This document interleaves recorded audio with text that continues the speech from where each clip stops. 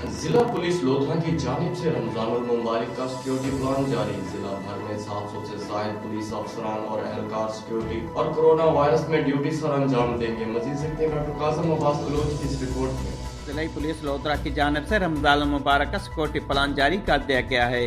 District police officer Sheikh करार अफसर ने मीडिया से गुफ्तगू करते हुए बताया कि रमजान मुबारक के दौरान जिला भर में तकरीबन 700 से ज्यादा पुलिस अफसरान और एहलकार सिक्योरिटी और कोरोना वायरस ड्यूटी सार अंजाम देंगे।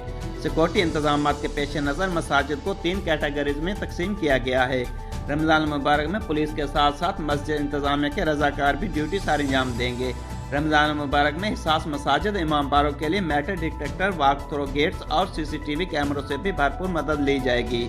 मसाजिद और इमाम बारों की सिक्योरिटी के लिए तमाम दस्तियाब वसाइल को बुरोकार लाया जाएगा। सर्कल्स के DSPs खुद फील्ड में निकलकर रमजान सिक्योरिटी इंतजाम की इंस्पेक्शन करेंगे।